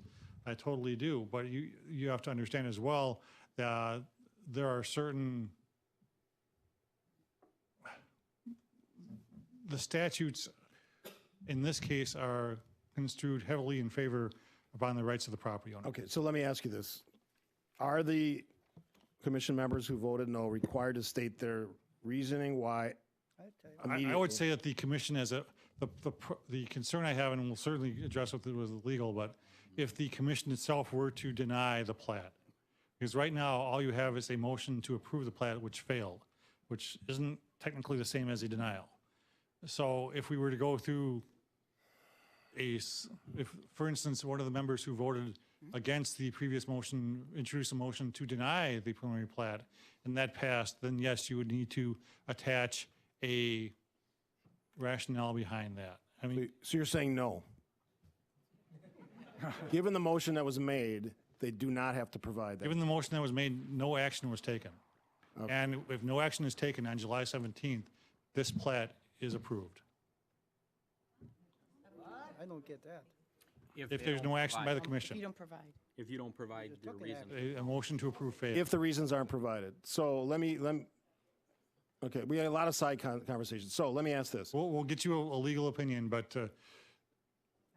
if this commission pending the legal opinion, do any of the people on the commission, members of the commission who voted no, want to provide us with a reason tonight on why they voted no? No. If we put, Doug, if we put it up for a vote saying that we deny this, and it's still going to be 4-4, where are you at? You're deadlocked, and We're still you have to deadlocked. work it out. So we'll get you a legal opinion on that for your next meeting. Would you do that? I appreciate it. Sorry. Okay? So here's where I sit on. Hold on 1 second. Second. Carrie, then Alderman Guzekowski. Just as a practical matter, it actually would be very helpful for the developer in order to amend his plan for resubmittal for reconsideration if you provided the specific reasons why you denied it. All right, so we have Commissioner Dickman. But that wasn't on the agenda. What in our reasoning that we want to see that? So are you saying, Carrie, like direction to, if one of the reasons were, for example, they would have preferred to see the cul-de-sac and take, to limit that, would that be a rational reason? I'm not going to go rational or irrational. I'm just going to say reason. But we'll get it hammered out with legal. We'll come back to you, and then we'll take it from there. Okay? So what does that mean?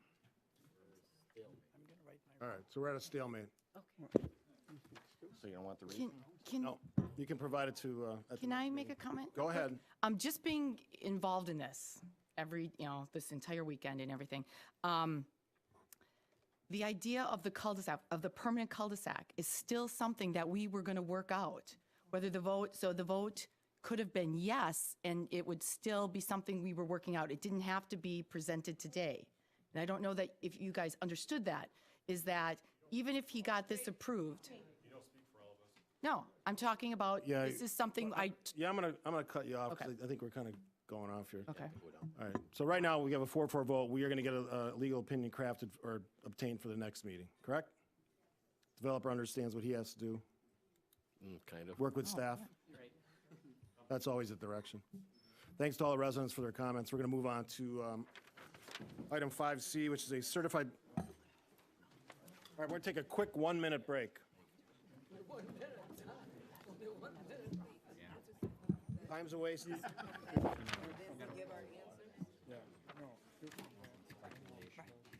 we couldn't change it to I told subdivision. you don't listen.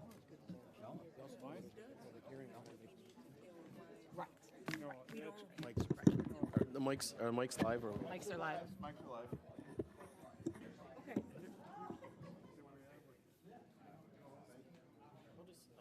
So if there was 2 no's and everybody said yes, then we would have to give a reason. If it was It was a majority. good discussion, and they tried to stay on the Majority said topic. no. At the end, it gets a little repeating, but they tried to stay. My comment, Keep in mind the mics are on. cul-de-sac, okay? We have everybody? We missing? Yeah, I want to know why the vote no. Yeah, I didn't get it. That's interesting to me, too. Right. No, but yeah, 'cause we've been dealing with this all weekend. Was it tough? Yeah, but I think they're concerned. But then when you develop this time goes on, maybe if that takes it away, then it goes this way. And I had To start with, so you don't end up and then, well, let's put 4 more lots. Okay, let's put because they would egg me on, yeah. You know what I'm saying? He's taking. See, yeah, the problem with that subdivision is you have to Did a good job. and they didn't have time to vote on the subdivision. So that's what's such a mess. Can you go faster? Did you wash your hands? All right, we're back here. We're going to move to item 5C, which is a certified survey map submitted by Jerry Frankie, West Park LLC, for the property at 300 West Oakview Parkway, tax key number 955-1012-000. Applicant is here. Carrie. The proposal is to create 3 lots and 1 outlot from the area in red on your screen right now. And there we go. So it's, all the lots are going to be of conforming size. The outlot will have the stormwater infrastructure for the entire development, portions of it, actually. There are some easements that are missing. There is also an error in the distance for the northern property line of Outlot 1. These are minor errors that are just technical corrections, and that has been provided to the applicant. Staff recommendation is that the Plan Commission recommends to the Common Council that the certified survey map submitted by Jerry Franke of West Park for the property at 300 West Oakview Parkway be approved subject to conditions 1 and 2. Mr. Mayor. All right. Any questions? Applicants here? Comments? Mr. Dickman. Okay, looking at the lots, I guess my question back to you, Jerry, is why they were split up that way. Do you have some idea of what's going into each one? Because Lot 2 could have been extended to take in Lot 3, et cetera. Jerry Franke, West Park, 301 West Wisconsin Avenue, Milwaukee. They're being split again consistent with state law, which has not yet been changed at the local level, which allows a greater number of lots to be created by one. What we've done out here is, rather than try and guess what each individual company is going to want, we've set up some examples.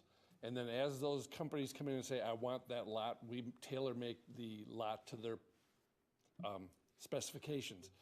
The good news is all the public rights of way, all the easements, all the things like that are set aside. Right now, we're just doing boundary adjustments to meet their property size needs. So this could be changed in the future depending upon. This one is being driven specifically by Lot 3. We have a user that wants to acquire that property. Okay. Mr. Siepert. Yeah, that's a question I kind of wanted too, is what type of businesses or what are we looking for to fill these lots? You know, they've got different sizes. Do you have any idea what would possibly go into like 1, 2, 3, so forth? First of all, the only one on here that's being set up specifically for the business is I think Lot 3, maybe. The other ones will have to come back and go through this same process. But I would say, without going into details, because I'm under a confidentiality agreement, and this Plan Commission will have the opportunity to see the specific user. This is a light industrial user that's going to be located in the park, consistent. This lot is exactly as we laid it out on our master plan. Okay. Good. Any other questions? It just needs to be legally created now. That's what we're doing versus conceptually. All right. Motion on 5C. Kavich will make a motion that the Plan Commission recommend to the Common Council that the certified survey map submitted by Jerry Franke, West Park for the property at 300 West Oakview Parkway be approved with the following conditions. 1, that all easements are included on the map prior to recording. 2, that all technical corrections are made prior to recording. Siepert seconds. Siepert seconds. Roll call. Dickman, aye. Johnston, aye. Brill, aye. Kavich, aye. Speedy, aye. Guzikowski, aye. Bell, aye. Siepert, aye. Chandler, aye. And last but not least, 5D is a plan review, building plan submitted by Rinkechung Architecture, Inc. on behalf of Blair Williams, Wired Properties, for modifications to the approved building plans for the Main Street mixed-use buildings A and B at addresses listed at 350 West Town Square Way. Tax key numbers as listed. Applicant is here. Blair, how are you? I'm doing well, thank you. Good. Good to see you. Kara, do you have a brief comment? Just wanted to let everybody know why this is coming back. There have been a few changes to the approved exterior building and design since the Plan Commission approved this back in September of 2014. So this is something that the Plan Commission will have to determine in terms of approval, but if Blair wanted to go through the changes, I will defer to the applicant. Yeah, generally speaking, and thank you for having me, it's been an entertaining journey tonight. The building's changed fundamentally just as we've dialed in all of the specific details for the construction documents themselves. Fundamentally, the buildings are in exactly the same form as you've seen them in the past, 4 stories on the west side of the street and 3 stories on the east side of the street. Generally speaking, the materials remain consistent with where we were. Specifically, what's changed is some of the colors, and then as we've specified, specific materials. In certain locations on the elevation, and if you could see the text, it's a little bit clearer, but for example, the label at the top right says cement board Alternative material. So what we did as we were going through in the original submittal was indicate the types of materials we would use in those specific locations. We continue to use those materials. One material changed. There was an additional word as an alternative. It was either wood panel.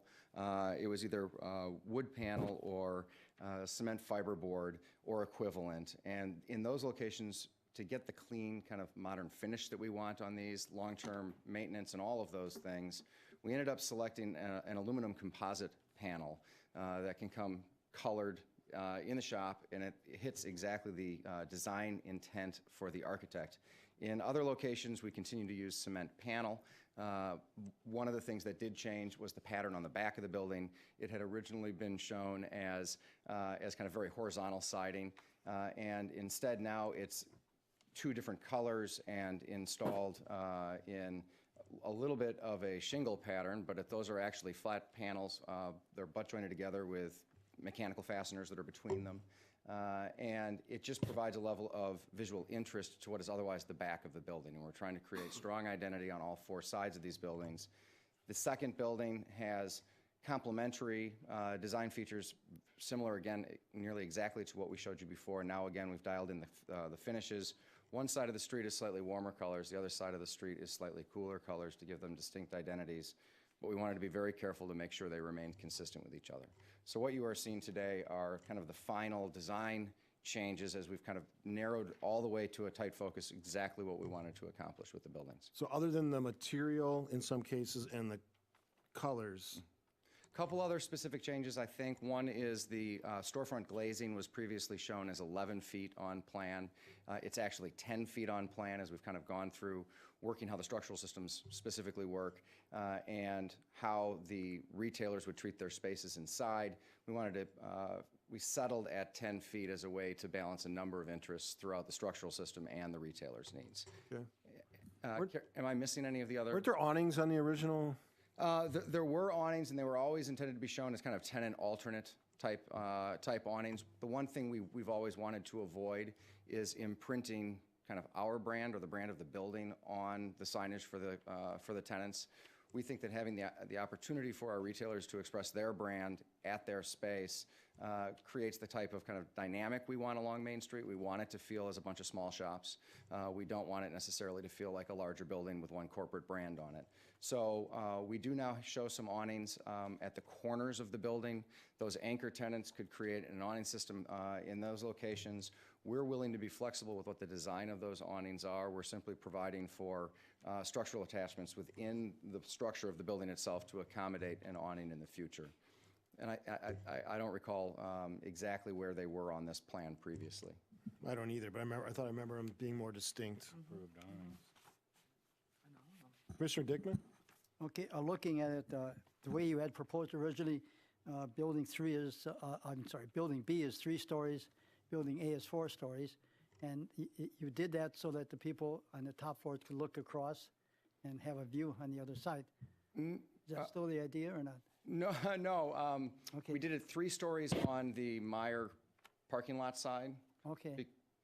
Because we thought that the view of the Meyer parking lot was less desirable than the views the other direction. Okay, but there is a slight change in the balconies. I noticed it says, you say a screen system at balconies on your old plan, and now it says a routed metal balcony railing. Yeah, so we've got a routed railing, and they're actually working on the design, the potential design of a way to continue to screen there. We had some very significant design challenges. The architect's drawings were beautiful, and we struggled to find someone who could build them.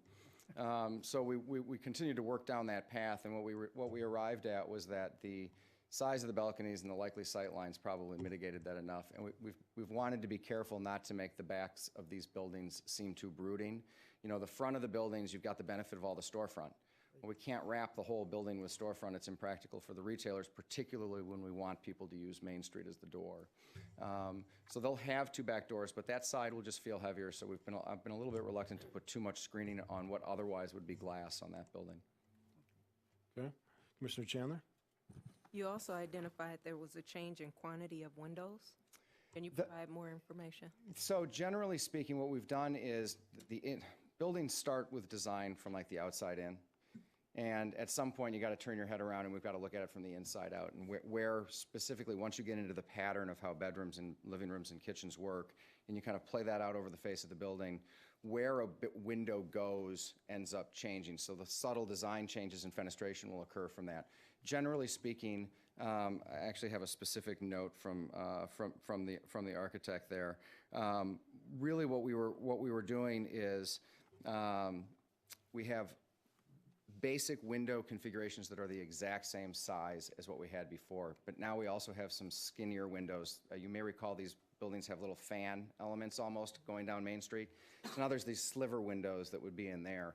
So we have all different dimension windows. Fundamentally, the amount of glazing is very consistent with where we were before. So that hasn't changed much? That really has not changed much. These windows, the buildings are going to very much be transparent, particularly in the evening. Is that old or new? That is new. Okay.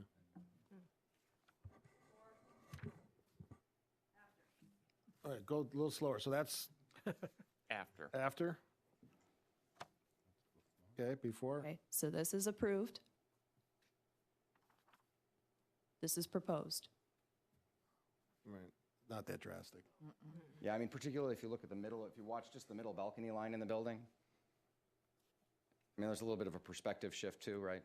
But the colors close to what they would? Yeah, and you know, we're looking at colors on a 3D screen, on a screen. Any printed media, we've taken the samples and laid them out in the sun and, you know, on the table and looked at them, and the architects have worked, Rinke-Chung has done a tremendous job giving these buildings enough character. I hear he's good. I think he's pretty good, personally.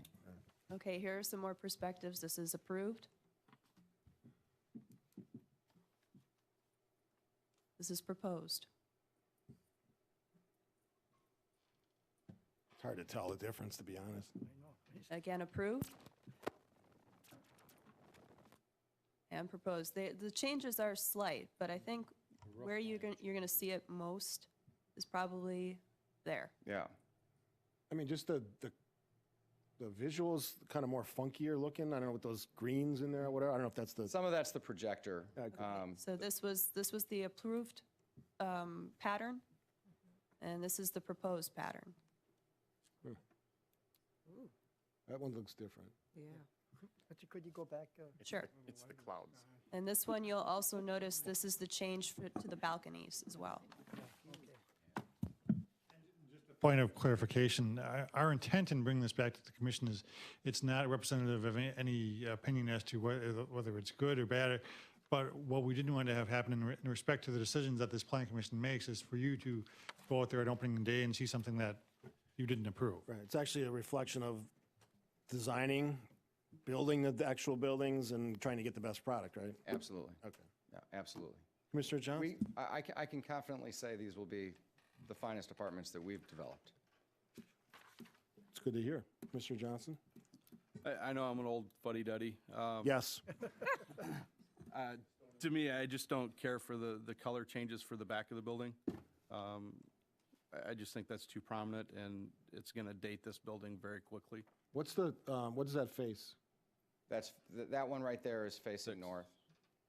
I'm sorry, facing west. Yeah. 6th Street. Yep. Facing north and west. To me, that's the biggest change in it is the back of the house. And the orange and red splotches that are all over it, I personally don't care for. Okay. Go back and show them old and new one more time. Please. Before I do that, I just want everybody to know what we're talking about with the colors, and unfortunately, yes, the projection is bad.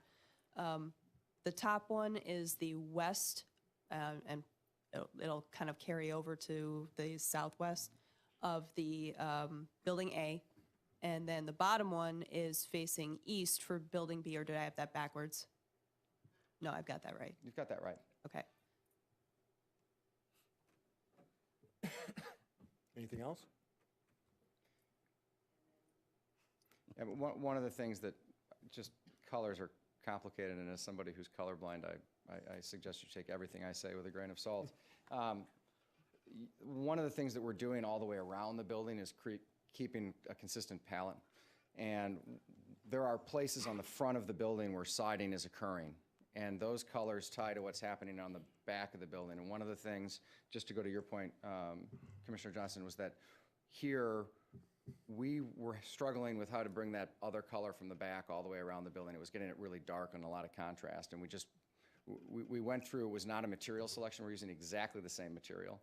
This was really just, what do we get the balance between the buildings to be? We also are working right now on B5, and so I do think that we need to be attentive to what we're doing there as well, because there's another piece of context to that building than there is to the building on the east side of the street. Okay, so we just run through these one more time. Approved? Proposed? Approved? Proposed?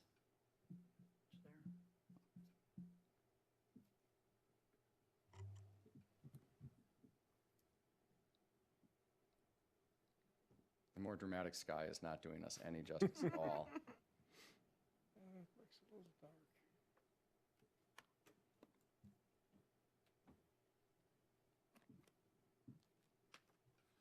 So one change you'll see here, just this is actually what I wanted to mention to you.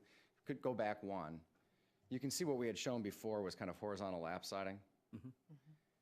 I just had concern that that would actually start to look dated sooner than whatever color we might have used. And as we were carrying around the more contemporary approach to it, it started to feel really dark because it was all in plain.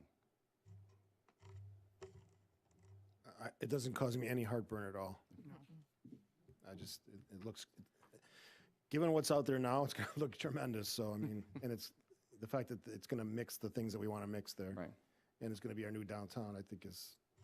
Well, and as an additional update to you, this review tonight, I think, barring anything I haven't been quite invited to understand yet, I think this is the last step prior to having the building permit issued by the city. We have fully state-approved drawings.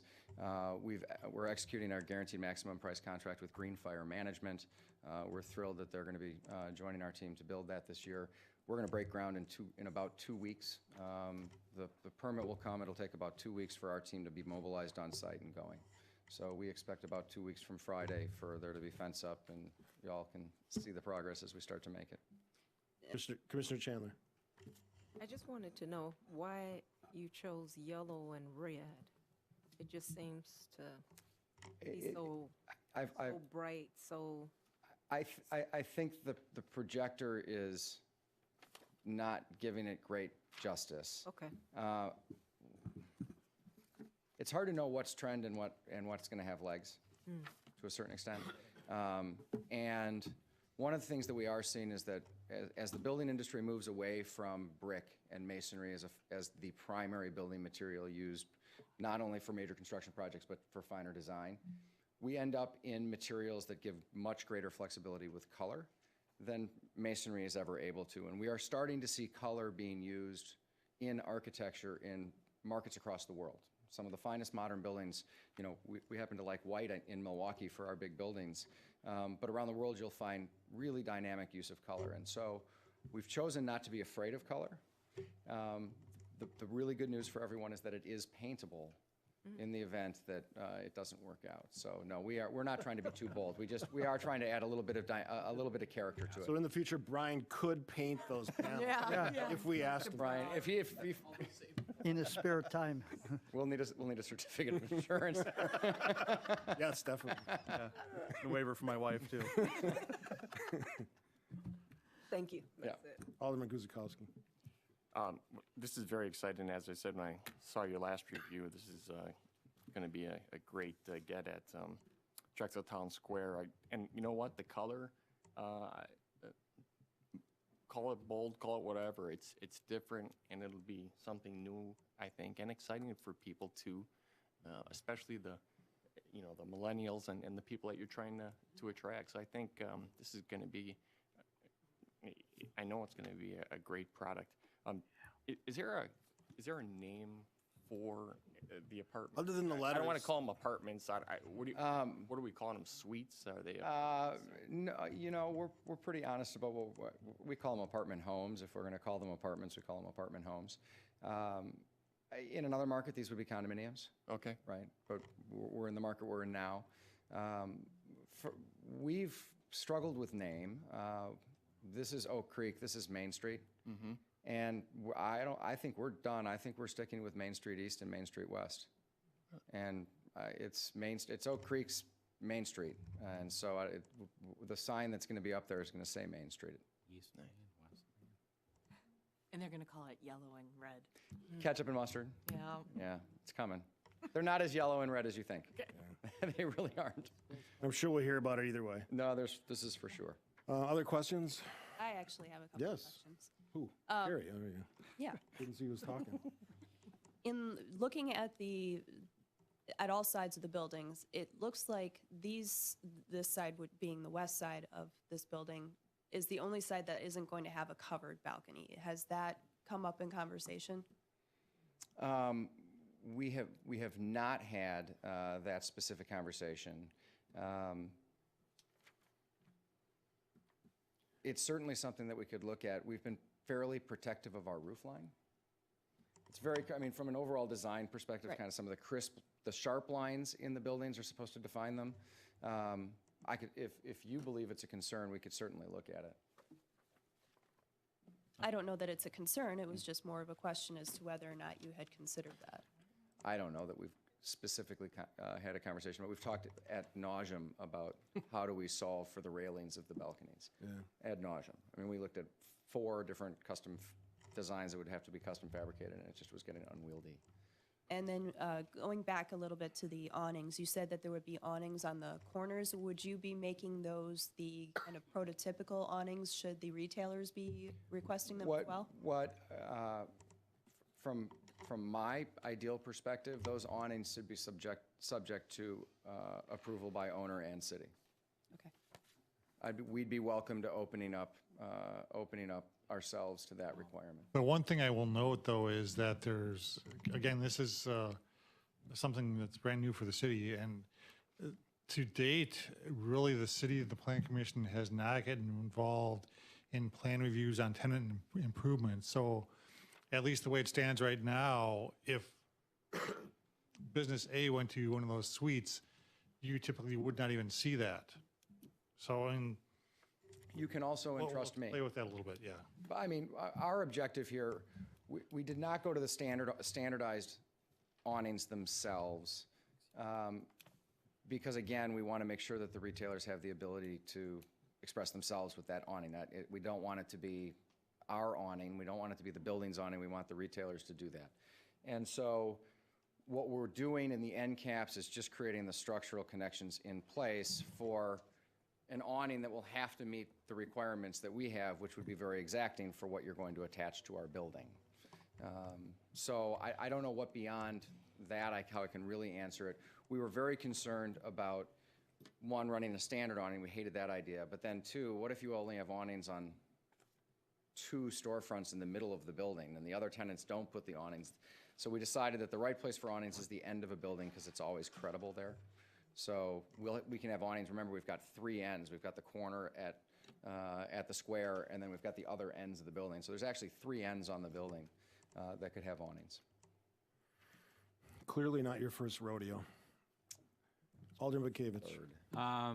Mr. Williams pretty much cleared it up. I was going to go in about the awnings, but kind of with him, as long as they're all matching and they're on the ends and they're standardized and we bring them back here for conditions, I don't care if they're metal or they're canvas or whatever they're going to be. You won't see it anymore. But if you're going to put them, I mean, if they're going to be on one end of the building, they have to be on the other end. There has to be consistency. And I don't care if it's the east and west side and that they're on the ends, but you can't have a hodgepodge of they're on the west side building, north end. Well, awnings traditionally, respectfully, awnings traditionally have been used as a measure to control the sun. You expect north-facing retailers to have less awning than west or south-facing retailers. So to the extent that they actually serve practical purpose, and that practical purpose is heightened for food and beverage type providers because they may have people who want to sit outside, and then that drives to the fact that the end caps are the most valuable real estate, at least in theory, and that's where the restaurants and food and beverage people are likely to go. I have to respectfully disagree that a building would feel unweighted if it had awnings at one end and not the other, unless the awnings were the same. If the awnings were the same. I am saying yeah. they should be the same. Yeah, but I'm saying if they were the same, I might agree with you that you have to have them everywhere for it to work. But if they're not the same, and by intent they aren't the same, each spot in the end cap, wherever that is, wherever it has an awning, that awning will be part of that store identity. And that makes the building unique. That's what helps the building have that neighborhood feel where each retail is a different experience and all of those things. So I do understand it, but I do have to respectfully I disagree. guess we can agree to disagree. We had a business come in east of there, and we decided to wrap that awning around to finish